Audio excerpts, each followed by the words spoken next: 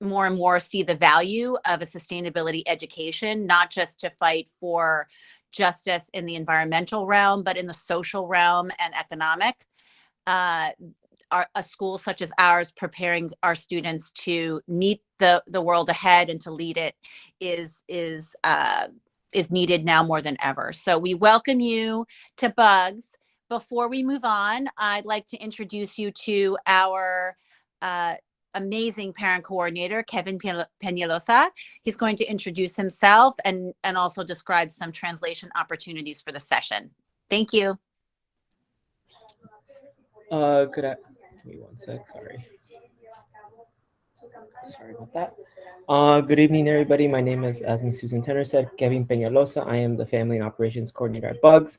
I will be your point of contact throughout the school year should you choose to accept a seat at our school. For our Spanish-speaking families, buenas noches con todos. Mi nombre es Kevin Peñalosa. Soy coordinador de familia de Bugs. Yo seré su punto de contacto durante el año escolar. Si es que usted decide tomar un asiento en la escuela. Para los que necesitan traducción español, pueden prender un sistema que se llama Captions On. Abajo de la pantalla hay un botón que indica dónde prenderlo. Toque ese botón y puede cambiar para recibir una traducción en español. Gracias. Thank you so much, everybody, and have a great night. Thank you, Kevin. And thanks for being our slide operator tonight. So we're going to go to the next slide. Oh, Kevin, do you think it was clear to people also how to do the translation piece on that slide? There's a functionality in yes. Google. Yes, okay. I also provided a translation in Spanish. Okay, great. Thank you for that. Sorry. All right, wonderful. So,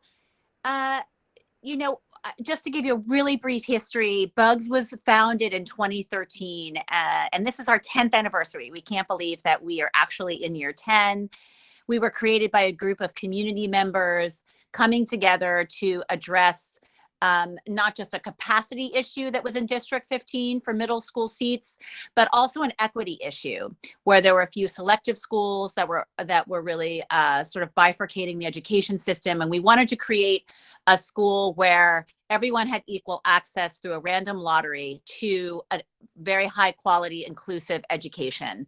So we created Bugs, which is intentionally just a standalone middle school. So we really specialize in those years, and that it really provides it's also on the smaller side, it's with 300 students, and provides an option for families that really want a warm, inclusive, supportive, and very rigorous and progressive program for their child.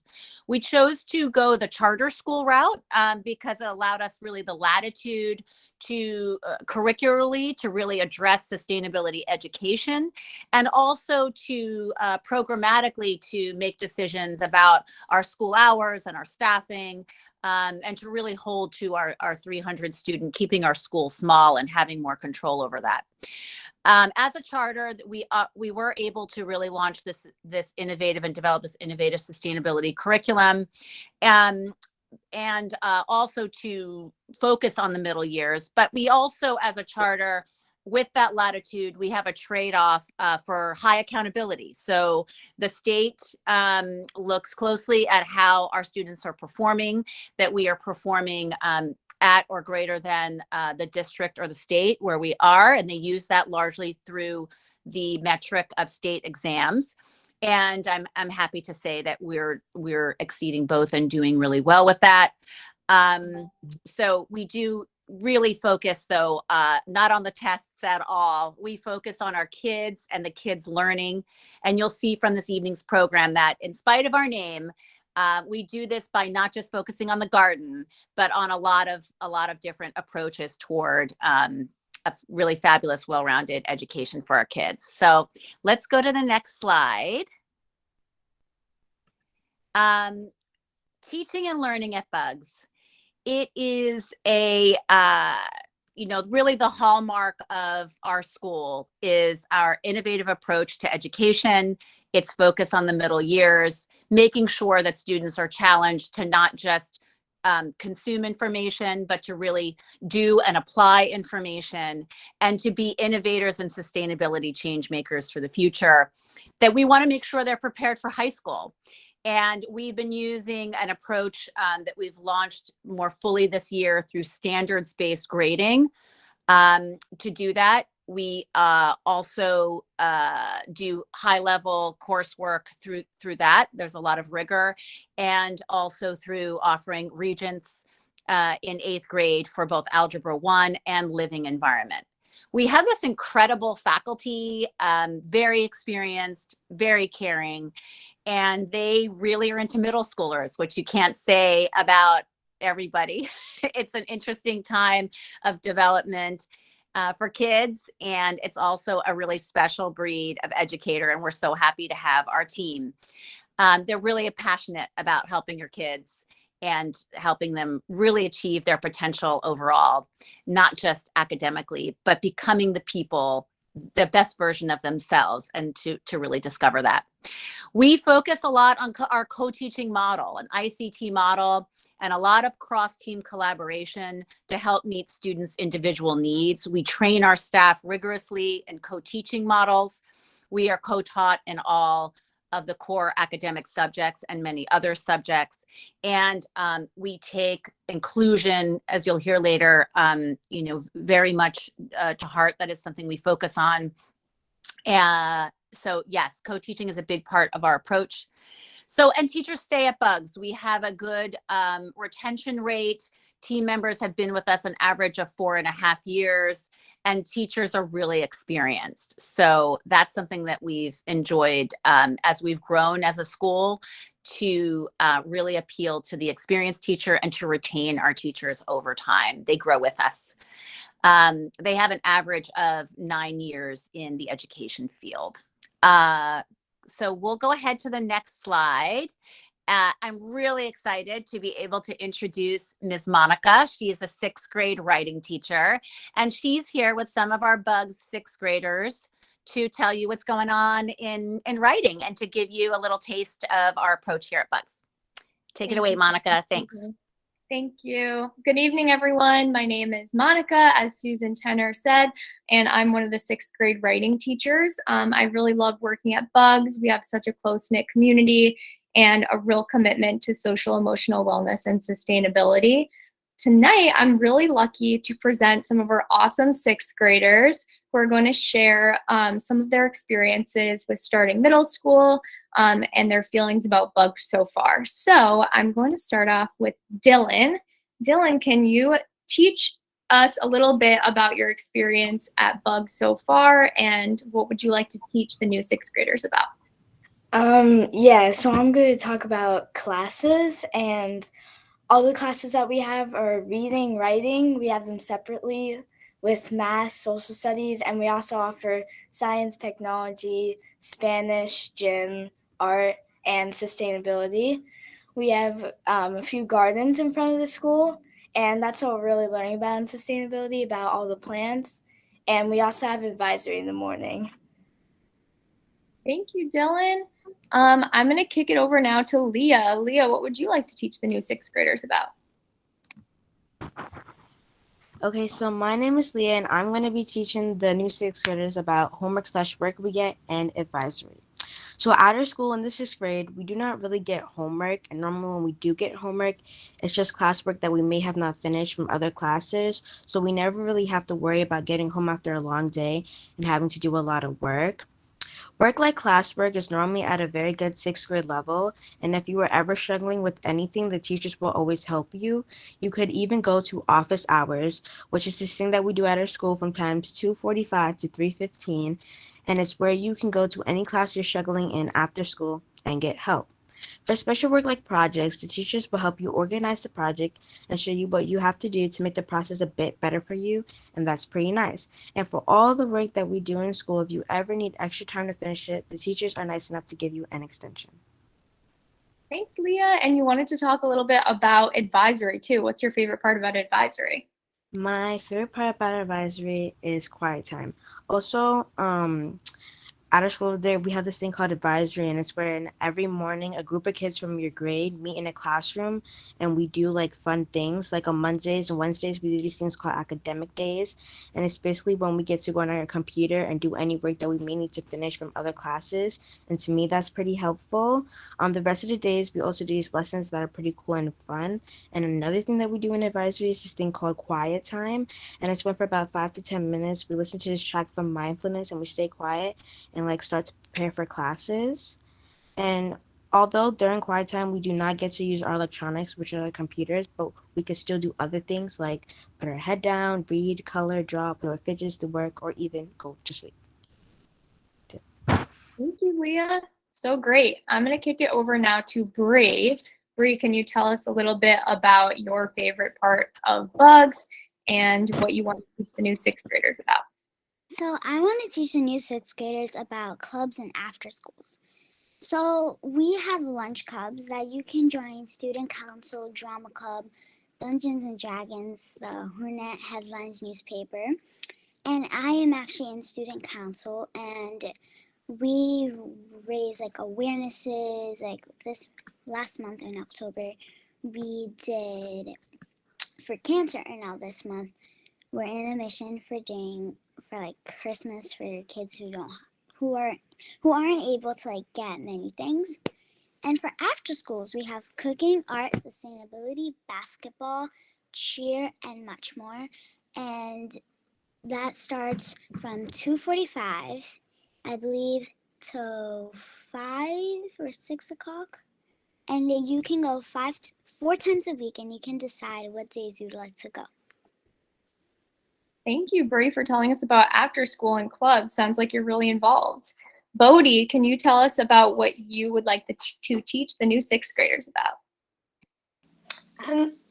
I'm Bodhi, and I want to teach them about lunch because it's a very important part of the day. So at Bugs, you can go off campus for lunch along Prospect Park West, and along Prospect Park West there also will be some teachers, so if you ever need help you can ask them. And if you don't like to go off campus, then you can also go to the cafeteria, which has school lunch every day, and also the recess yard is open the whole time. So right when you finish lunch you can just go play in the recess yard. And if you don't like being outside, then there's also fun things to do in the cafeteria. Like we have ping pong tables, and we also have a foosball table. Wow, and I know that you're a huge fan of field study. Can you tell us a little bit about what that is? Yeah, so field study is where once every month on a Friday we go out into the neighborhood to learn about sustainability. And my favorite field study has been when we went to a place called Cocoa Makers, and we got to take apart old machines like CD players or printers, and I took apart a CD player. Cool, and we got to recycle the minerals, right? Separate them and learn about them. Thanks, Bodhi. Finally, Martino, can you tell us a little bit about your lesson for sixth graders? Hi, I don't have a camera at this time, I'm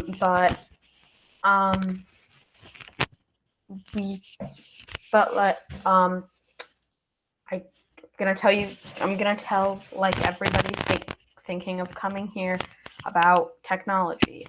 So in the morning when you get to your advisory, you'll like drop off your phone, and in exchange get a computer, which you'll use throughout your classes if that's what the lesson plan is.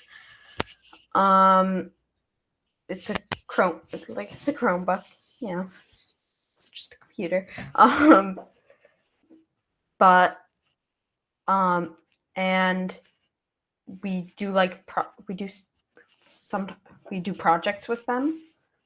But like Dylan talked about having technology class. That's like a graphic design class. We learn how to use Photopea, which is like a free version of Photoshop. And I think later in the year we're going to learn how to use Tinkercad. And I really liked when we made Veterans Day cards for veterans. Thanks, Yeah. Martina. Appreciate it. That sounds awesome. You also learn how to use the 3D printer in tech class, which is pretty cool. Finally, I'm just going to ask the sixth graders one last question. And can you please tell us your favorite part of the day and why? Starting with Dylan. I really like advisory because, like Leah said, they have quiet time and I get to relax and get prepared for all the next periods. Thanks, Dylan. Leah, you're up.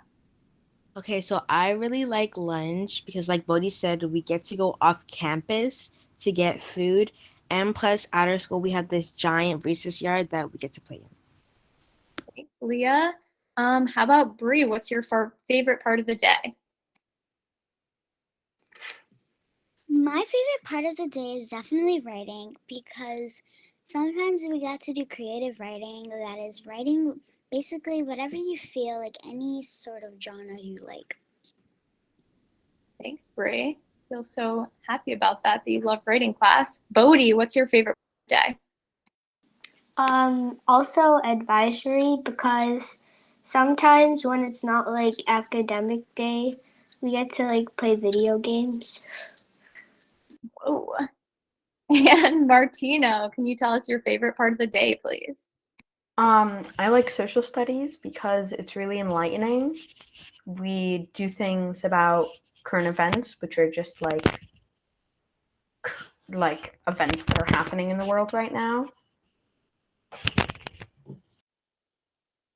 Thanks, Martino. You're very passionate. All right. Thank you, everyone. That's our sixth graders. Wonderful job, guys. I hope that people feel like they learned something from these kids. Thank you so much, Monica, and the sixth graders. That was great to hear directly from you. I'm going to pass it off to Assistant Principal Kanisha, who's going to tell you more about our academic programs. And you can take it away, Miss Kanisha. Thank you so much. Good night, everyone. It is a pleasure to be here. First, I want to start by saying I am one of two assistant principals here. I am Mrs. Kanisha Maxwell, assistant principal of humanities, and we also have assistant principal Christine Ghaznawi, who unfortunately is not here tonight. So I will have the opportunity to speak about humanities as well as our STEAM program here. So bear with me if you feel like, oh my goodness, her voice is still on. I just want to give you a comprehensive view of all the great things we do here at Bugs. So first, let's start with reading and writing. It was really great to hear a student shout out writing class because here we use the Teachers College Workshop curriculum. While we are embedding it in standards-based grading, we definitely use that approach with having students really dig into the skills and strategies of what it's like to be a real reader and a real writer. So we have explicit instruction in all of the genres. As a student mentioned earlier, we write through narrative lens, through the informative lens, using arguments as well as opinions. In our reading class, besides having a classroom library dedicated for our independent reading, we do spend lots of time talking about the skills and the strategies to be a great reader. And as a result, the students get an opportunity to delve into so many different genres under the umbrellas of fantasy.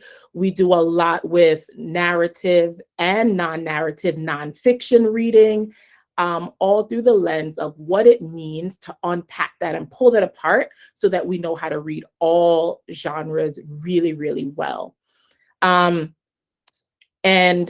I think the icing on the cake here is that we make sure, or we try our very best to build an independent reading time so that students have an opportunity to either start class, as in 7th grade, they start with reading your own independent book, or end class, as in sometimes 6th grade or 8th grade, they have an opportunity to either read the class book or their own independent book. So that's a real highlight for reading and writing.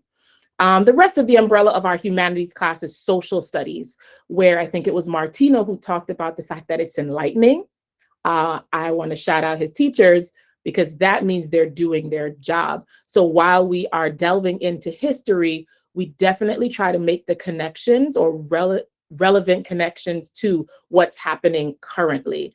And so we try to promote student voice and agency by really focusing on accountable talk. We use Socratic seminars, as 2 of our classes currently in 6th grade actually requested to have an assessment through a Socratic seminar. We use fishbowl conversations. 7th grade, as a matter of fact, is about to go into a Columbus trial.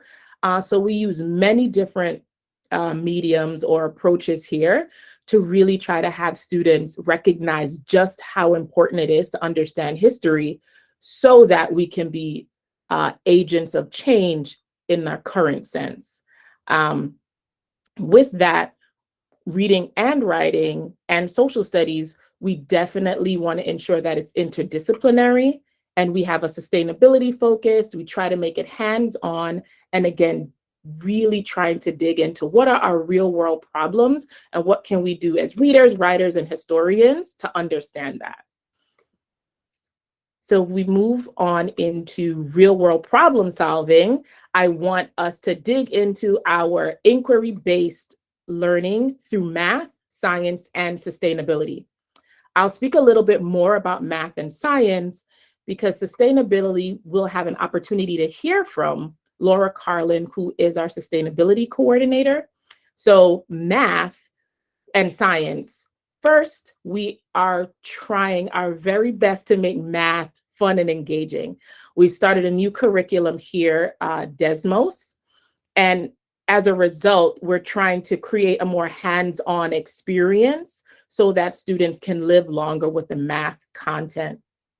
So right now, it really entails students having visual representation of math problems, right? We've updated that curriculum as a response to the need for ensuring that our students are prepared, as Susan talked about earlier, for those who can take the Algebra 1 Regents, but definitely for our Math 8 New York State exam. Math in general, we incorporate lots of hands-on learning opportunities. As a matter of fact, our 7th grade students created their own 3D scale model to demonstrate their understanding of scale factor. And to clarify, while Algebra 1 is not a necessary course that all students take, it is a space that we are offering for those students who can delve into that higher level course. So we offer that during advisory as an option for those families and for those students who show that ability, and really help to prepare them again through lots of visuals and hands-on learning about how to unpack Algebra 1. But we do spend lots of time in our Math 8 class ensuring that they have that necessary foundation for higher level math. And as we take a look at our science curriculum, I think what's great about Bugs is that they offer a Regents course in living environment. So all 8th graders have the opportunity to sit for the Regents at the end of the year in the 8th grade here. So I think that's something that is an awesome opportunity for all students here. But in 6th and 7th grade, we still introduce the science method, and they focus on in 6th grade ecology and geology, whereas 7th grade has a more emphasis on astronomy and biology. And so the biology, that bent as they move forward to 8th grade, really again should be preparing them for that higher level thinking in 8th grade with those Regents courses. Another like icing on the cake, I think, is that we're a member of Urban Advantage, and that also provides science teachers with some really unique professional development opportunities that help to provide our students with more opportunities, such as free passes to the New York Aquarium, which is a benefit because here we participate in monthly field studies. as a part of sustainability, right? We have an opportunity to learn in our four walls, and then we get a chance to explore the world's classroom. So I think those are some really important things and highlights for what we do here in both humanities and STEAM. And enrichment. So something to think about. While we have these very rigorous academic program, we definitely seek to try to make a well-rounded student by offering them some enrichment. We really want to dig into the arts. So we have traditional art, as you can see here, where we follow the National Arts Core Standards with a really great skilled art teacher, if I can say so myself. We also have technology, where a student talked a little bit about that, and they design different things using real graphic design tools and platforms, because our teacher was a former or is currently a graphic designer, so they're able to use that as well. We introduce students to Spanish here, as well as physical education, which is a real plus, because as we think about New York City, sometimes, unfortunately, middle schoolers do not have physical education. So we ensure that they have that here. And beautifully, you'll hear more about, if you decide to be here with us, Open Classroom, where you have an opportunity to come into the school to get a sense of what your students are doing day to day. And most recently, CAPA, which means Creative and Performing Arts, they had an open classroom. So they had an opportunity, families had an opportunity to see the great work that our teacher, who himself is currently a choreographer, is working on with students, and getting a chance to see them have some physical movement and learn some choreography. So as we aim to create rigorous classes, we also help round it out by offering those arts and enrichment classes. So what I'd like to do here is, I'm hoping that Laura is on, and I would like to pass it to her so you can hear a little bit more about our sustainability program here. Thank you, everybody. Thank you, Kanisha. Good evening, everybody. Buenas noches a todos. It's great to be here with you. My name is Laura Carlin, or Miss Laura as the students know me. And I'm so happy to be a founding teacher at Bugs. I was there, I've been there since the beginning. And I also am a proud parent of 2 Bugs students. I have a 7th grader and an 8th grader there, and I'm thrilled that they've gotten the education that they've gotten at Bugs.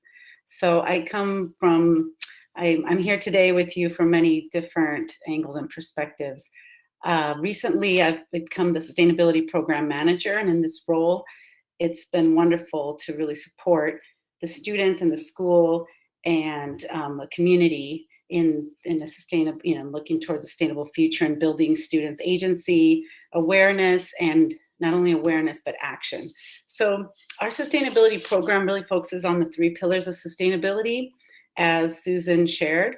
It's really important for us to not just talk about the environmental issues, but the social and economic. And for students, the economic sometimes can be the most challenging because they don't necessarily have a lot of sort of economic awareness or ability, but we still engage them at where they're at with it and still have them understand the economic systems and how that's an important part of sustainability and having a sustainable future.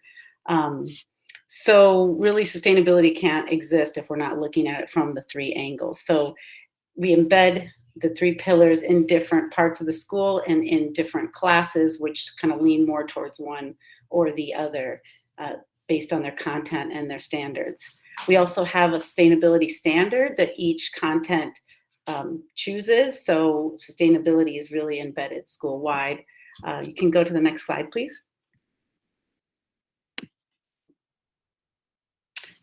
So everything is connected in the world, and so we really work to connect sustainability in every part of our school. All the staff, all the adults at our school are sort of engaged in this work. So you'll see that here we have education for sustainability at the center, and really sort of the petals of the flower that expand out into all the different areas of our school, which include the gardens and buildings and operation. We also, as you saw in the video at the beginning, we have a hydroponics lab at our school, And so students are not only learning about food systems in the garden, but they're learning about food systems indoors too, and thinking about innovative ways that we need to do to create food sustainably for the future. Our content area classes also embed sustainability topics and themes into different aspects of their content. We have a sustainability classes, which is unique to our school. So there's a Sustainability 101 for 6th grade that has a theme of sort of soils and plant life. 7th grade has a theme of water, and 8th grade has a theme of energy and air quality. So each of those classes start the first semester by discussing sort of, let's talk about soil and plants and their importance, right? The first semester. And then the second semester, they use what we call the sustainability competencies to build projects which then they take action in those areas. So for 7th grade, it's water. And 8th grade, like I said, it's energy and air quality. So we really not only want to talk about the problems, but we want to make sure that students can take action and feel like they have agency in making a difference in these areas. That's where you'll see the community action projects where we partner with the community.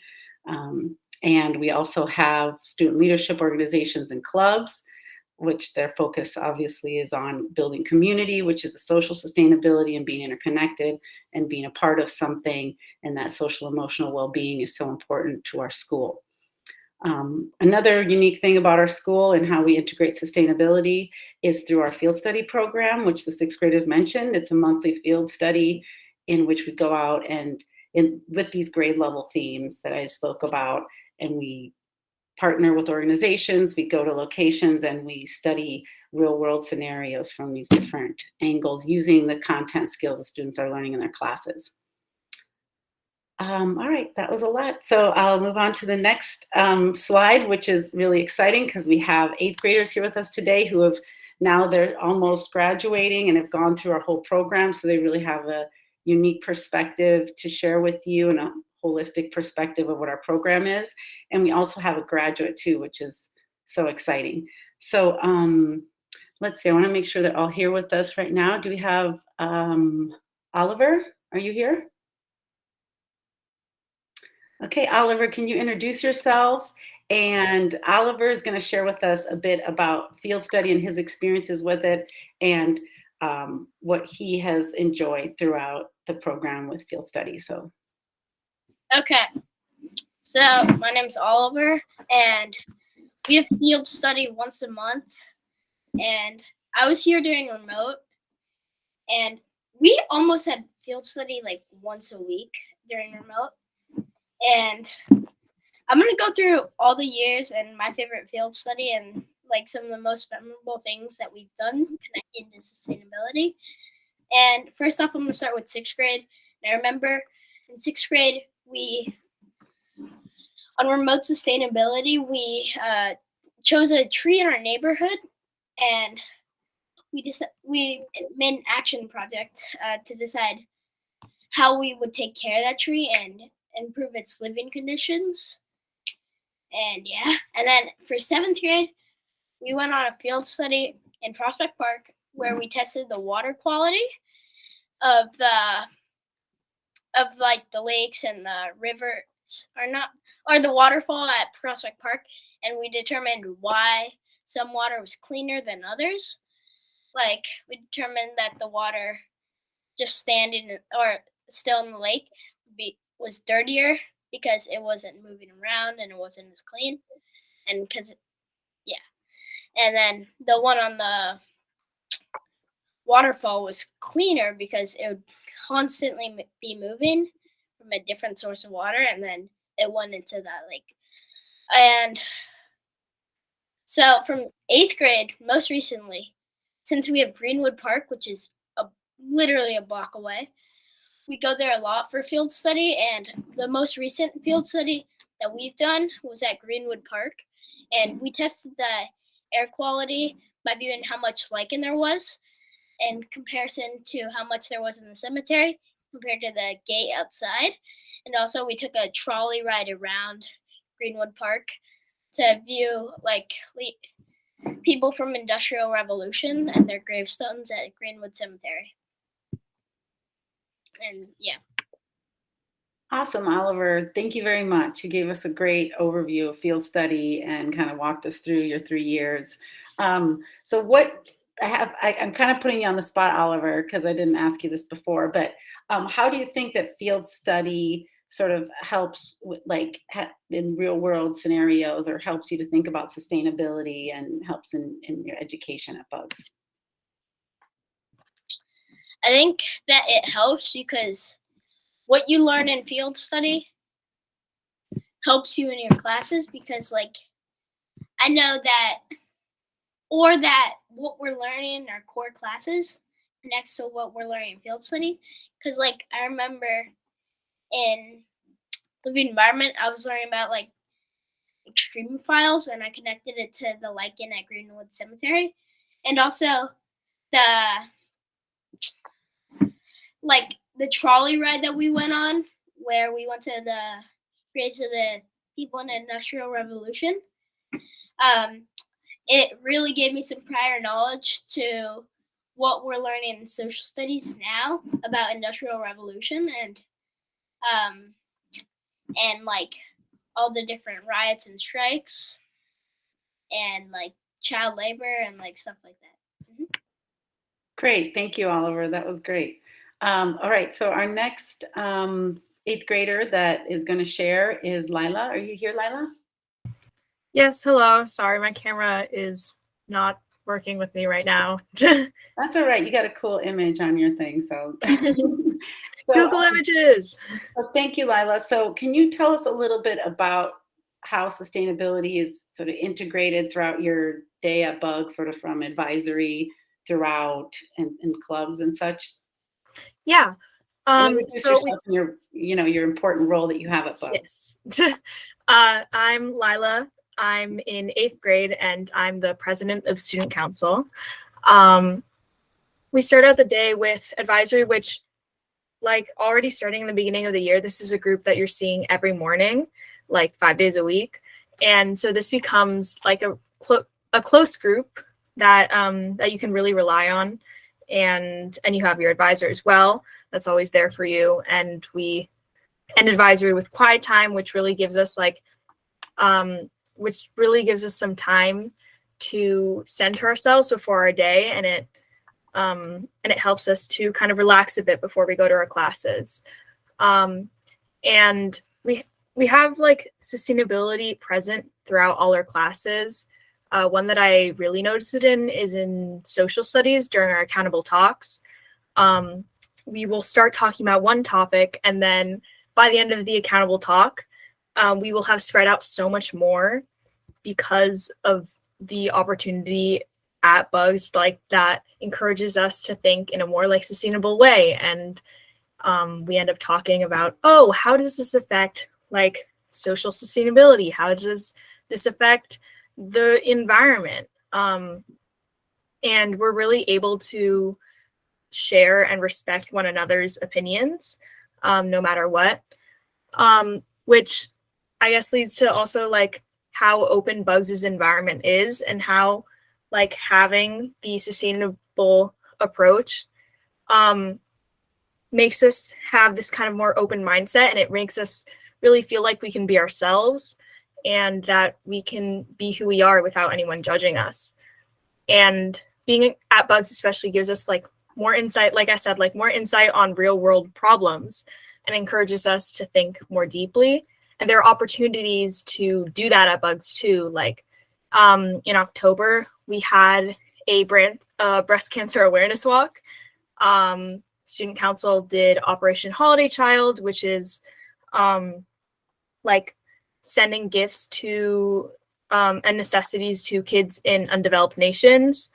And last year, like there was an opportunity to walk out and go to like an abortion rally, or more opportunities of that sort. Great. Thank you so much, Lila. I know that there's so much more that you could probably talk about, but for the sake of time, we're going to move on to the next 8th grader. But thank you so much for sharing your experience at Bugs and for being the student council president. So next we're going to have Sol Cullen. Are you here, Sol? Yeah. Great. So Sol is going to share a little bit about how we use our gardens as an outdoor classroom at Bugs in different ways. So take it away, Sol. Okay.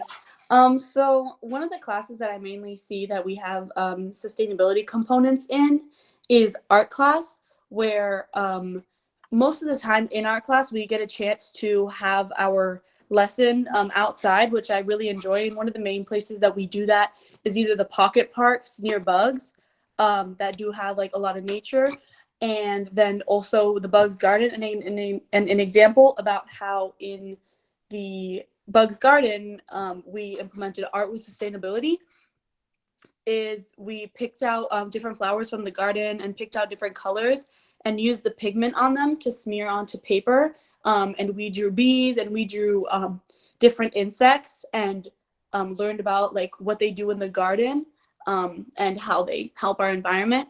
So I do really enjoy that class because it implements sustainability where we get to learn about it. And it also talks about our community and also like adds in us being able to express ourselves with art.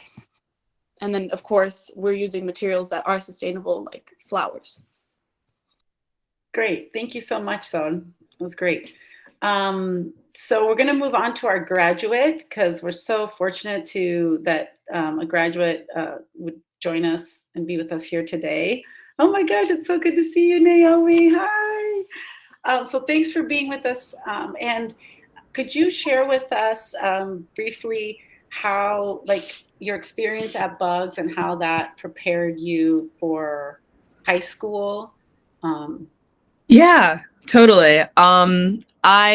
I was well, currently I'm in the 11th grade. I graduated from Bugs in 2020, and I came to Bugs in the 6th grade.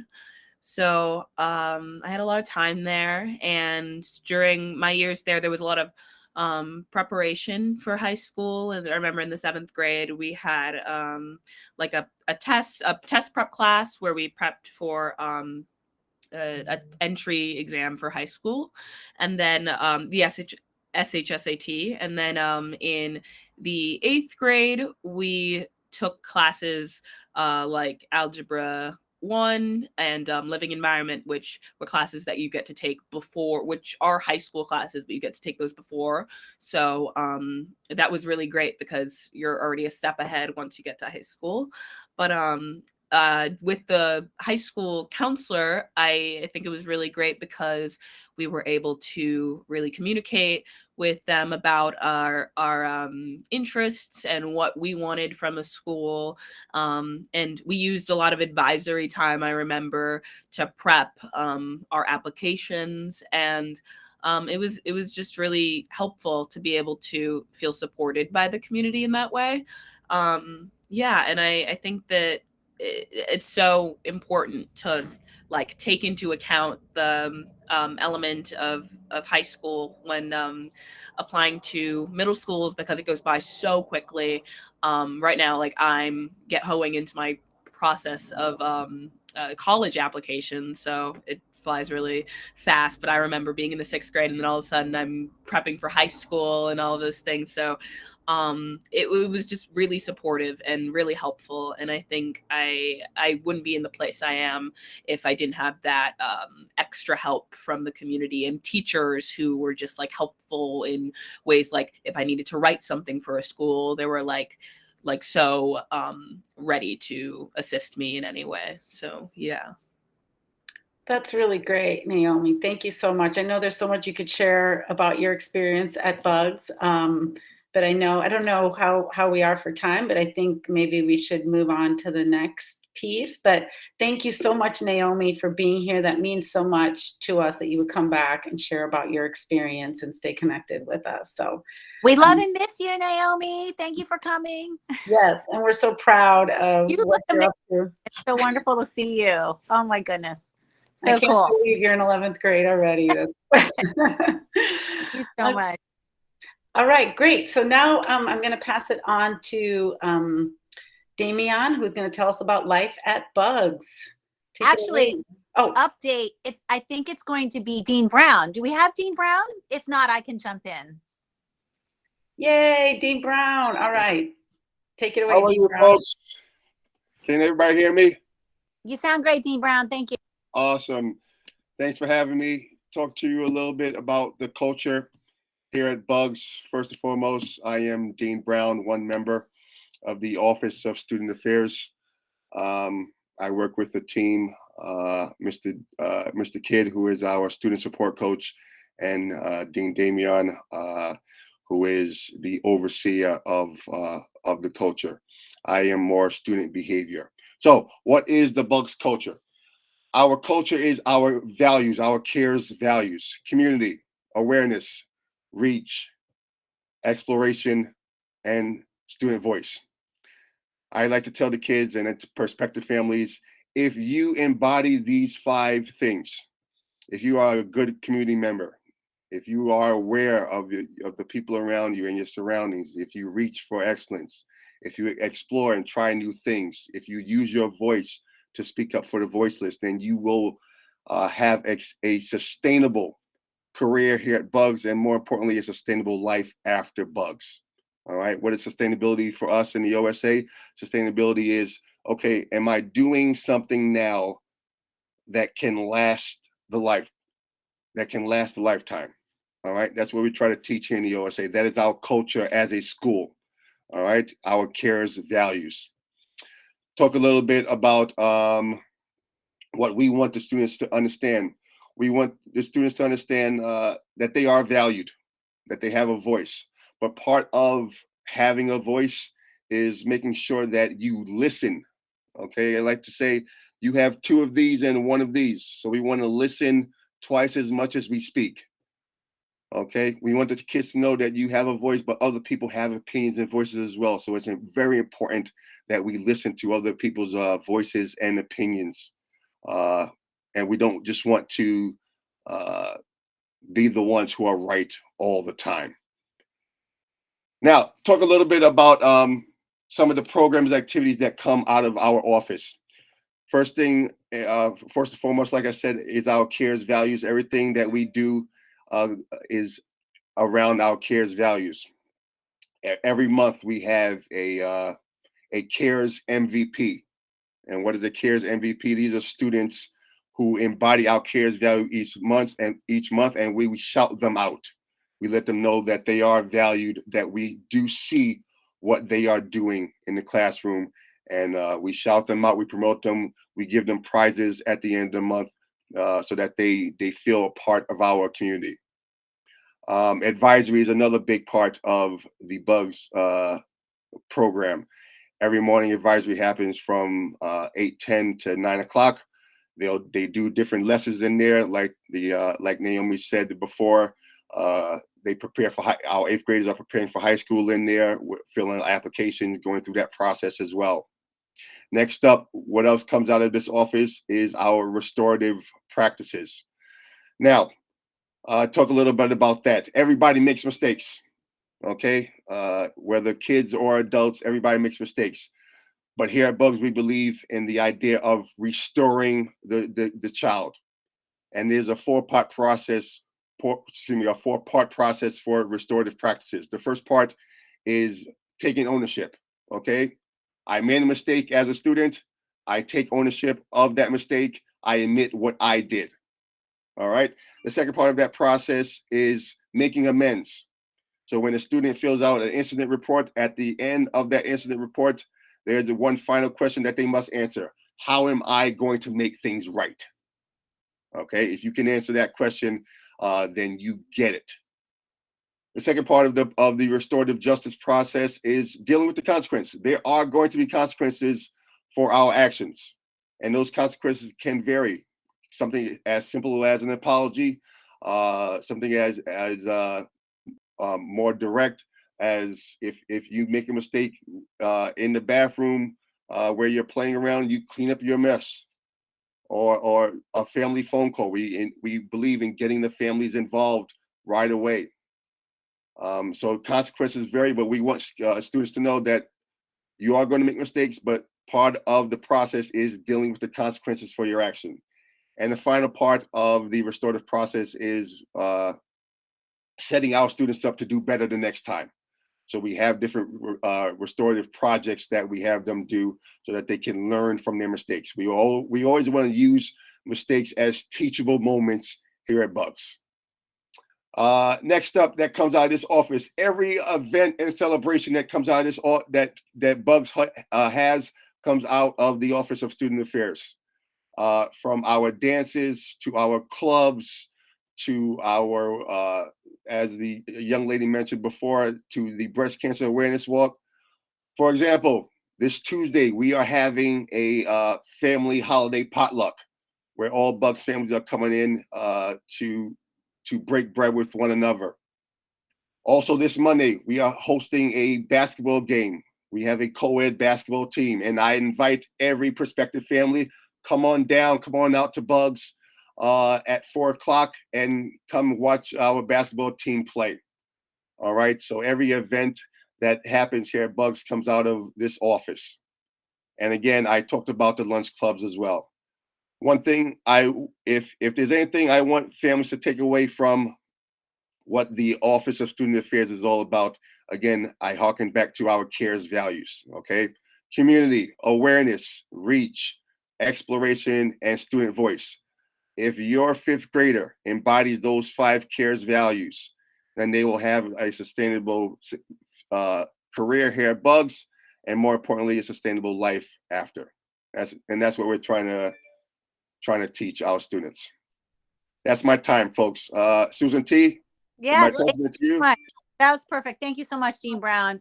Great overview of our approach. So I'm just going to briefly go into our student support services here at Bugs. Our Director of Inclusion is Sade Martinez. I put her email address on the bottom left-hand side of the slide if you want to note it. If you have specific questions related to our program that are related to your specific child. But an overview is that we, as you know, have our highly inclusive school. About a quarter of our students, if not more, receive special education support. Our core classes at Bugs are ICT. They're co-taught, as I mentioned earlier, with 2 classes who collaborate to implement strategies that meet the individualized needs of our students.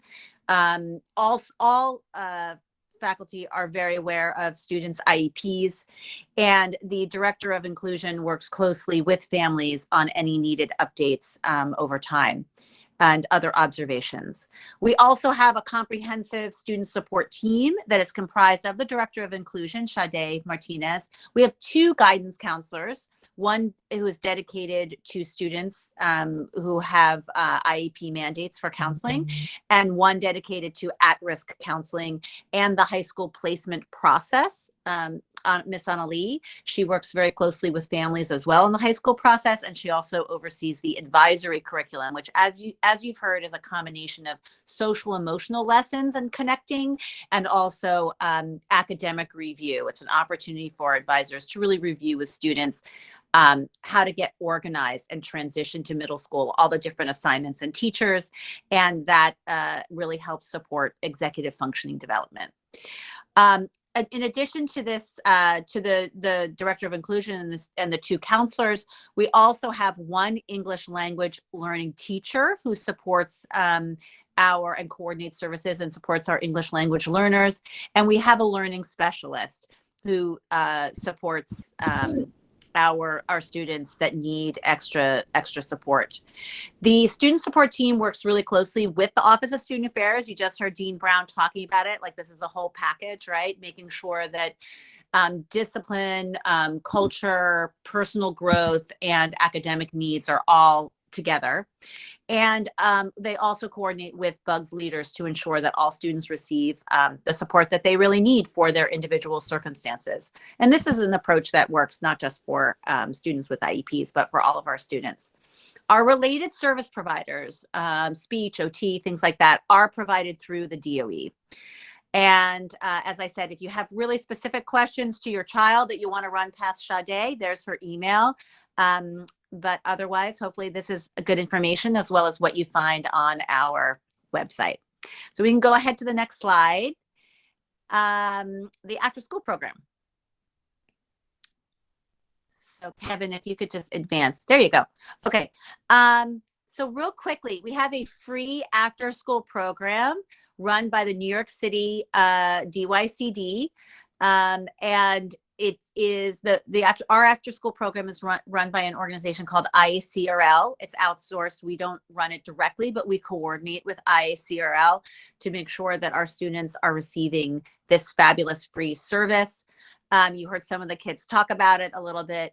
It includes recreational and social clubs, sports teams as well, and some fitness activities, and also incorporates social emotional learning, STEM, and then they do some leadership concept work. They have academic support as well with some tutoring and a civic engagement and community partnership component.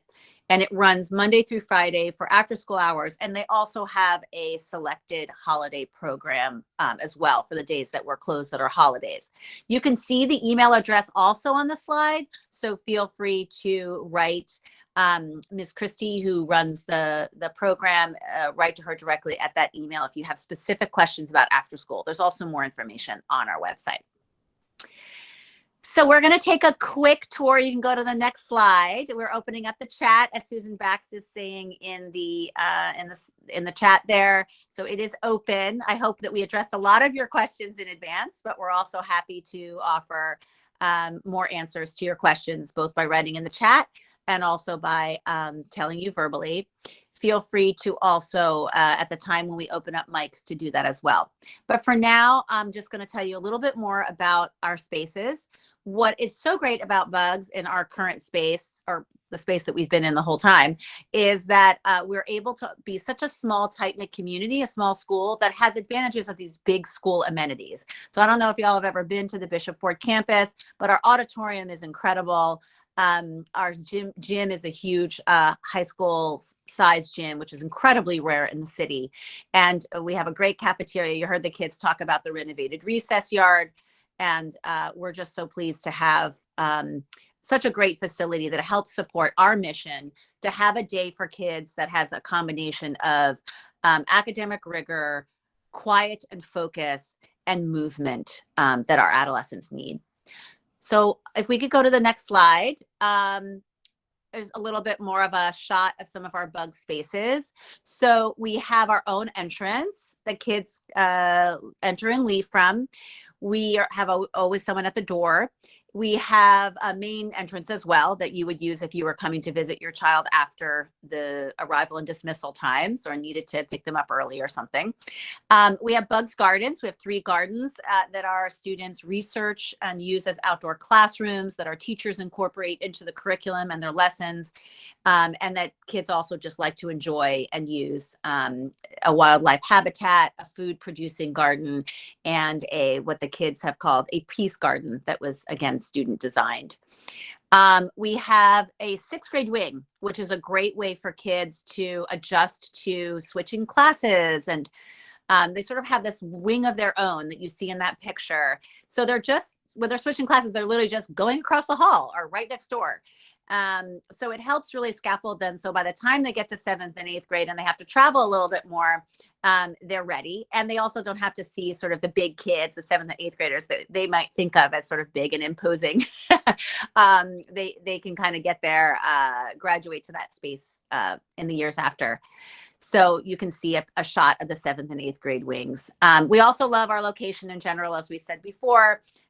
You heard from the kids, its location to Greenwood Cemetery, to Prospect Park, to Prospect Park West for lunch, and just a host of great parks, some of which we adopt, like our pocket park, local pocket parks and things like that. So we're very involved in our immediate surrounding community and really using New York City as a living classroom. So our classrooms really expand beyond this. Not pictured here is also our hydroponic lab. We have a space where we do indoor gardening as well. So we're going to go ahead and open up the Q&A here. Let me see if I will start by looking at, I think I see a hand from, excuse me, forgive me if I'm pronouncing this wrong, Gitanjali. Gitanjali. Valiego? Yes. Hi. Okay. Thank you so much. This has been fantastic. One of the questions I had is, where do the eighth graders aim for high school application? Are they citywide? Are they, do they stay within the boroughs and go to schools like Brooklyn Tech and Brooklyn Latin? If you could share a little bit more Sure. information. Thank you. You bet. You bet. Well, we actually have a slide. There you go. We queue it up just in case we get some questions on this. Our kids go to some amazing schools in the city, some of the very sought after schools, but also hidden gems and best fits for all of our kids. That's the most important thing. We do a rigorous support process that helps families, where our guidance counselor meets directly with families about the high school process, and she's bilingual in Spanish and English, but also that the kids in their advisory lessons at the end of 7th grade and in 8th grade are really taking, they're doing their own research. They're really invested in this process, while ideally empowering them and not causing them too much anxiety about it as well, which we know is hard in the New York City environment. So we are just so pleased to have our kids going to fabulous schools in the city. This is just some of them. And we also offer a free SHSAT support class as well for those that choose to take it. We feel that that shouldn't be, all students should have access to all schools. It shouldn't be that a family is experiencing a financial barrier to getting the tutoring, for example, that would help a student gain entrance through a specialized high school by taking the SHSAT exam. So we do offer that as well. I hope that helped. Super. Thank you so much. Sure. Okay. May I ask Doug and Kyle Kimball if they could please share their question? Yes, thank you for doing this. How do you handle health, puberty, sort of personal biology, gender identity, that kind of thing in the curriculum, if at all? Thank you so much for bringing up that question. We definitely look at it holistically. The physical changes that are going on with our young adolescents are also really connected to the emotional changes, and the foundation is really a great relationship, building healthy relationships with each other and with your body and yourself as well.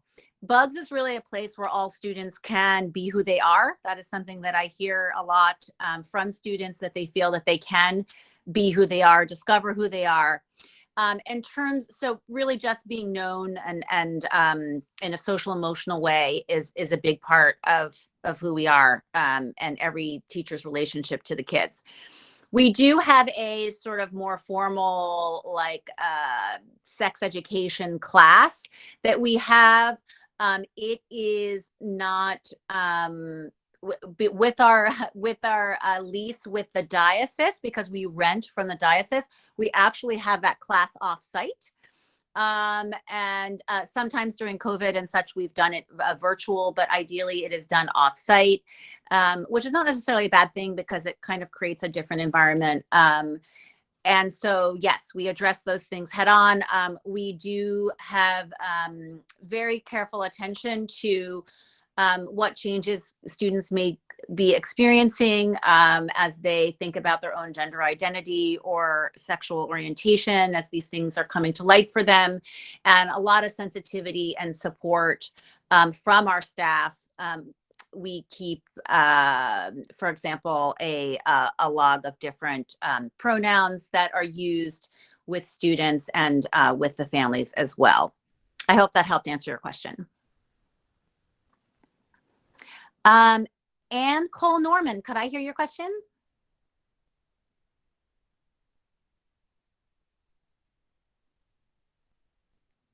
Hi, thank you for the presentation. This has been great. I was just curious, what year does language start, and how many times a week do they have it? Yes, thank you for that. So Spanish is offered currently 6th, 7th, and 8th grade. It is once a week.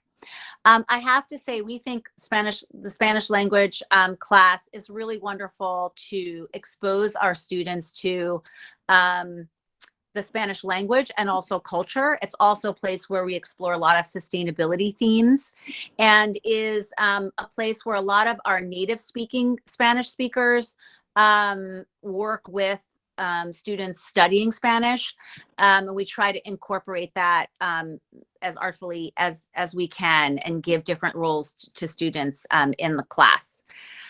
So yes, it's there have been years where we've changed that, but for usually it is once a week for all 3 years.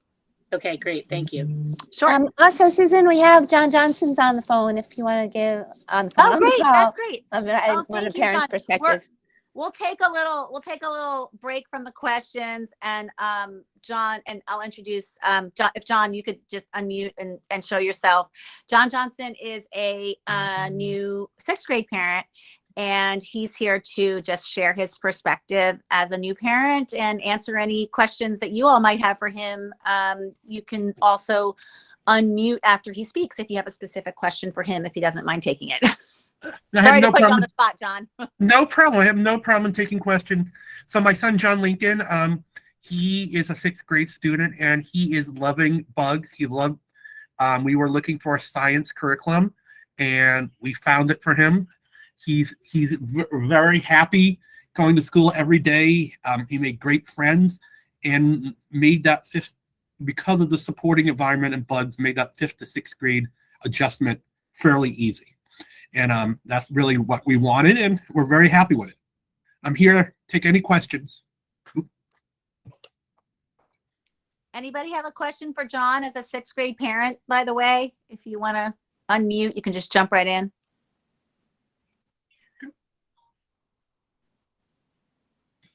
All right, cool. Well, if you get one over time, just drop it in the chat and we'll address it, or raise your hand with the feature. Thank you so much, John. No problem. Yeah, I appreciate you being here. So let's see. Why don't I ask Shemet Thomas? Forgive me if I'm pronouncing your name wrong. Could you ask your question?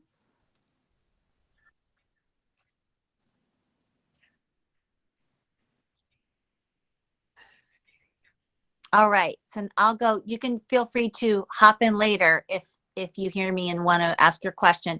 How about Tacita Ames, excuse me.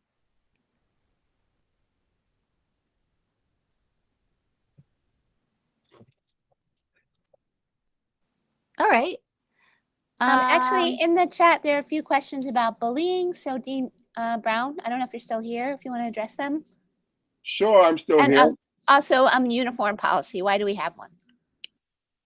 Let's start with the bullying question first. So Bugs is I don't tolerate bullying here at Bugs. My number one job is what I tell the kids is to keep them safe, not just physically, but mentally and emotionally. So the process is, if you feel like you are being bullied, or if you are having issue, you'll come up to my office. You'll fill out a statement form, and we will start the investigation process. And if we do determine that bullying is taking place, then we will deal with that accordingly. So we are a absolute no bullying zone. And your second question about uniform policy is why do we have a uniform policy? It's very simple. We want to make sure that students we want students to know that we are one family, we are one community. Okay, we are all individuals, but together we are one. And the best way to do that is to make sure that we all look the same. And it actually helps us identify our students in the neighborhoods as well, because we do share the school with another middle school. We actually have 3 middle schools in the neighborhood. So it actually is a great way for us to identify our Bugs Hornets. But good questions.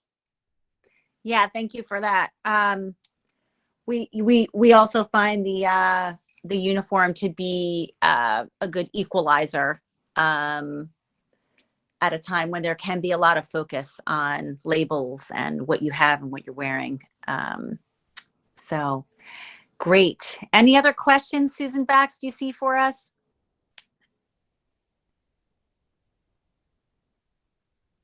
I'll be back in a sec. Okay, great. I also see, I also just could add on in terms of the bullying that, we are just so pleased that the CARES values, the focus on kindness, our kids really focusing on the interconnectedness of our whole community that they get from the sustainability curriculum, and just being in a smaller environment really seems to be paying off. And our, student surveys that are around bullying at Bugs as compared to other middle schools, it's just, we really do shine with not having bullying, thanks to our strong approach. Of course, there's always things that come up, and people do need to learn, and they do have to go through the restorative process, as you heard from Dean Brown. So it's a good opportunity to, redirect it and nip it in the bud and create some positive student leaders. Let's see, who else do we have questions from?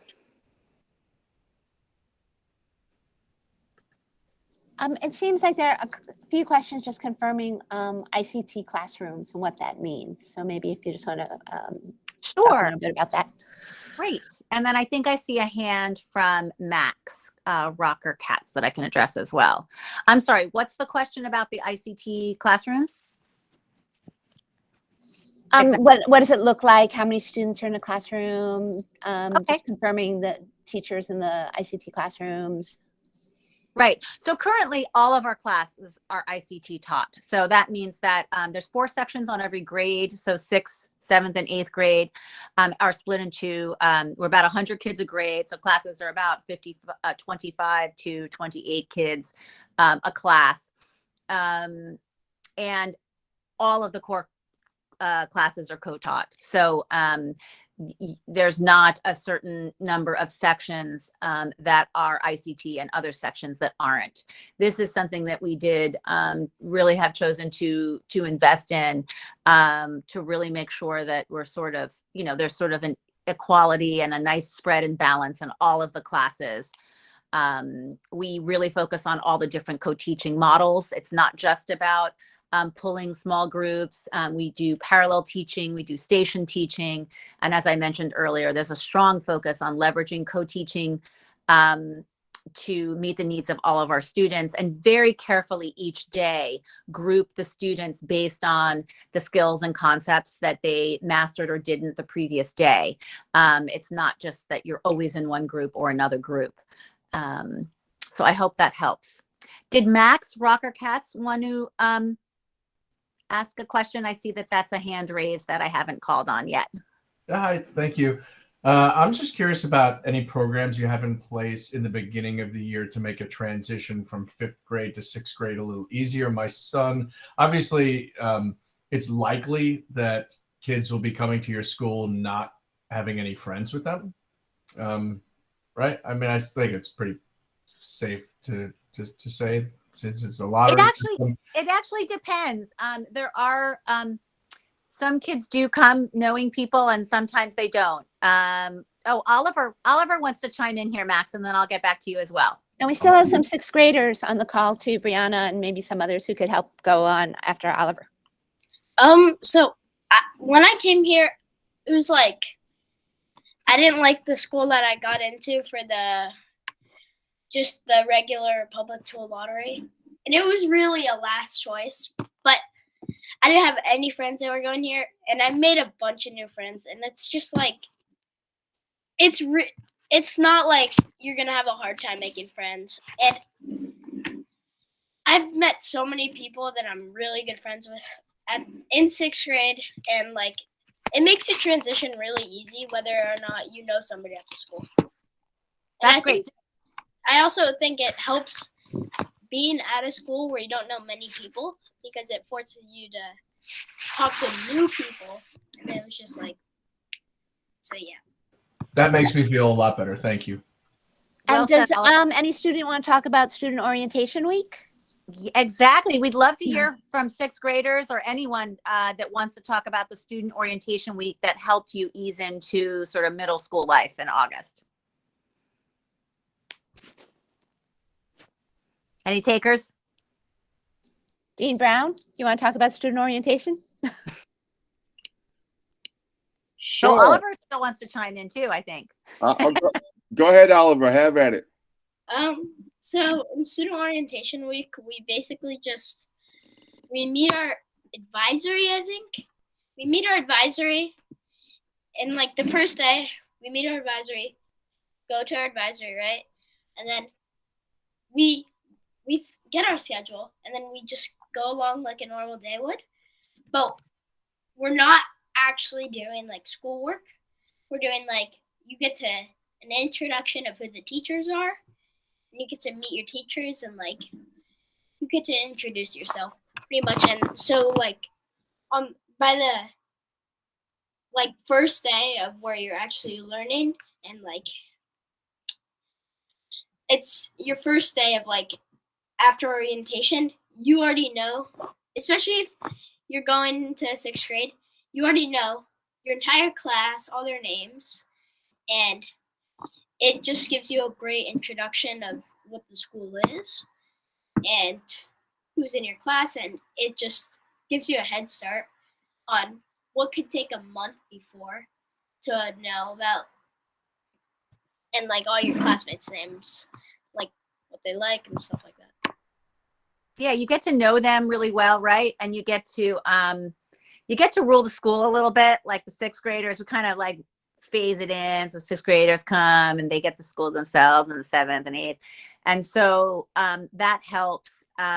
Definitely Dean Brown and his office really help with classroom and school routines and procedures. Even just having a locker can be like, it's very exciting. They love having a locker, but it can be really sort of, hard to deal with. We also kind of roll things out slowly. So, sometimes the 6th grade, they might not have their locker right away, or they might not do off-campus lunch right away, because we want to sort of scaffold them first and get them used to things piece by piece, the greater autonomy that they have and complexity. So is there anything you want to add to that, Dean Brown? Absolutely. Listen, I can't say it any better.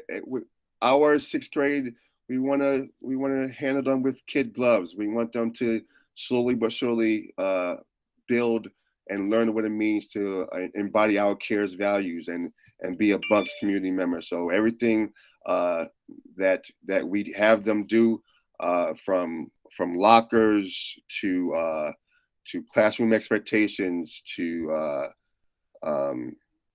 field trips, things like that, is all a gradual process. But eventually, as they build throughout the year, they get it, and they build that trust that we're looking for.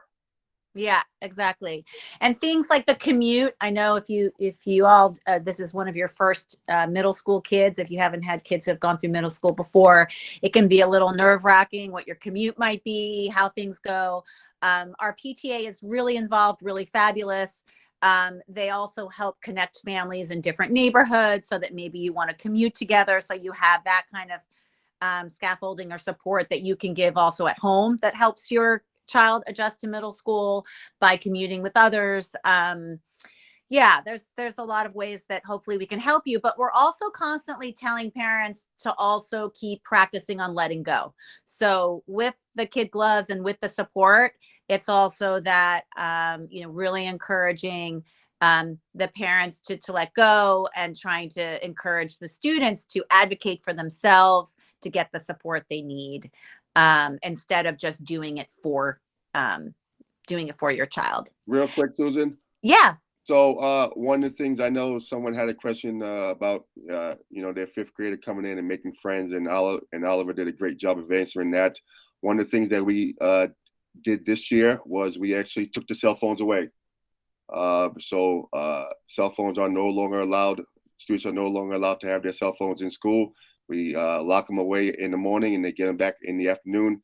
And that it was a great change, so that students now have to talk to each other. They have to build those personal relationships with their peers.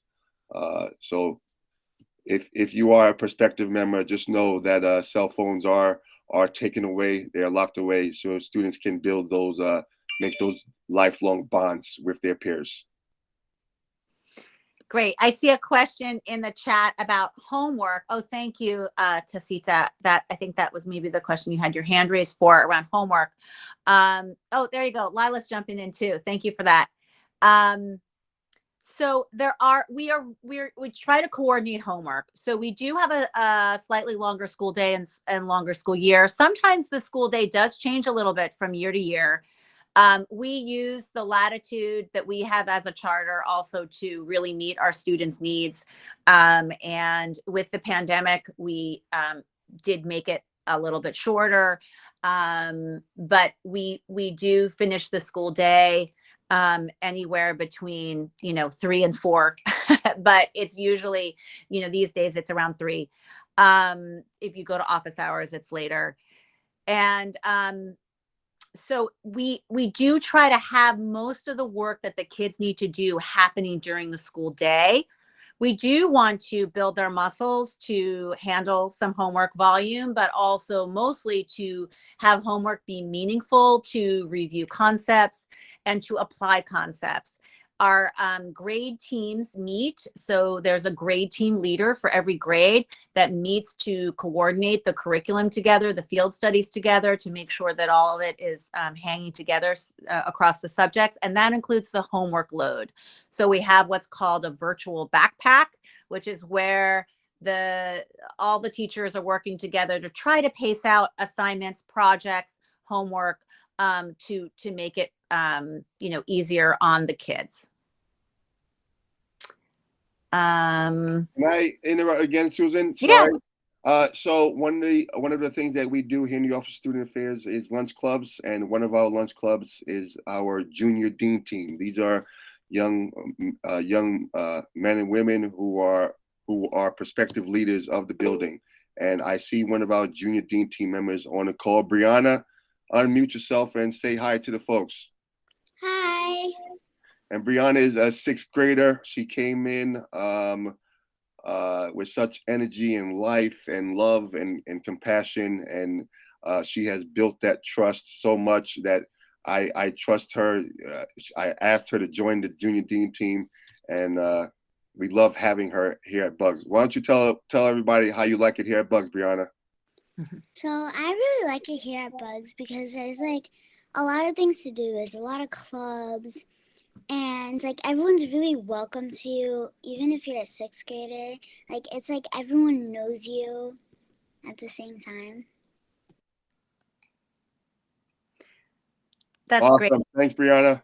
Thank you, Brianna. And it's great. I'm glad you mentioned clubs. So the students can start clubs if we don't have them. There's a lot of involvement in students in creating and running lunch clubs that are also, of course, supervised by staff. So, and we love that our staff go above and beyond to support our students and their interests. I saw some questions about drama, debate, and other communication skills. We do have drama in the CAPA program that was mentioned earlier, the Creative and Performing Arts. That is in the 8th grade.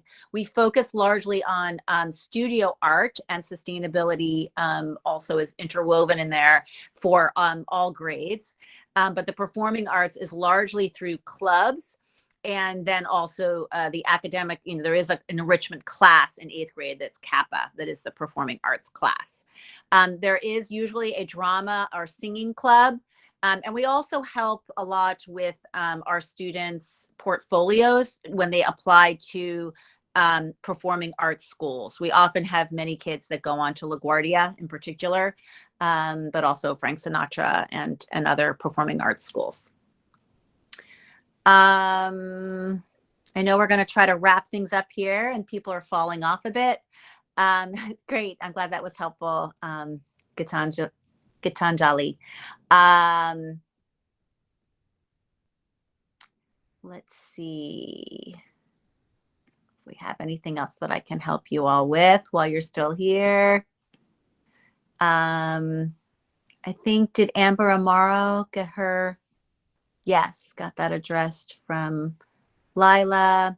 It's really been wonderful having, not having actually the phones. We increased access, as most people did during the pandemic, where a lot of the technologies were all merged. We really encouraged that, and the use of technology was such an asset to connect us. But we did find that the phones were tilting over to not being an asset, but being really a liability that was preventing our kids from developing the social emotional skills in person to really relate and talk and be with one another. So that seems to be, they seem to have adjusted very well. And we have made a commitment to all of our families. We are very responsive. If you need to reach your child, we always have someone at the main office, at the front desk. You will have access to your child if needed. And we are highly communicative around anything that might come up that you need to know of right away. All right. Lila, did you want to jump in with something? I see your hand up. Yeah, I just wanted to add on about the phone policy. That I do think it really has been useful for us to be able to connect more. And one of our teachers, Mr. Josh, I was talking with him yesterday, and we were talking about how at events like the Monster Mash, which is our annual Halloween event, or during like more social events within the school, we had like a whole school event, right, during orientation week. There really is just so much more communication within, like, between students, because we're not like distracted by our phones. And it really has been like helpful to like put away the phone for the day and just get to like focus on our schoolwork and our like friends, like in real life. That's pretty cool if an 8th grader is saying that it is all right that we take away their phones all day. Oliver, did you want to finish us up here? Sure. To add on to Lila, I'm not the biggest fan of the phone policy. All right, cool. It's okay, because there's a good thing. If you're worried about your child's phone dying, like during the school day, and like your child has to commute like an hour, it really helps me, because let's say I start the day with 75% and I put my phone in the thing and I turn it off completely. It's at 75% by 2:45, and then if I was walking home and it'd take like an hour, I would be at 50% by the time I got home. And it helps a lot, because I remember last year, because there was no phone policy last year, I would have my phone at 100% at the start of the day, and then by the end of the day, it'd be like 50%, because during lunch, I would use it to like see where my friends were, but like, and like just whatever on my phone during lunch, and it would just like eat up all my battery, and then I would have to rush home immediately, because my phone would almost dead. Now your phone stays charged up all day, and so does your brain, Oliver. I think that's awesome. Thank you for putting up with it, even though you're not thrilled about it. I really appreciate it. All right, well, we're gonna sign off. I want to thank everybody for participating. Thanks so much to our kids and our staff who came on. There's a lot of information on our website. I hear some questions around Google Classroom and other things. Feel free, like, you should poke around. There's a lot of stuff on the page that says like for families. There's information about our curriculum. You can see some of the communications. You can go on I'm sorry, there's a curriculum section, and then there's also a for families section. Both are chock-a-block with different things you can drill down on if you're curious about something in particular. And also just know that we're here for you. Write us at admissions@bugsbrooklyn.org if you need more information. And we wish you the best of luck in your next steps ahead in middle school. Thank you Bugs Kids staff, and thank you everyone for joining us tonight. Have a good one.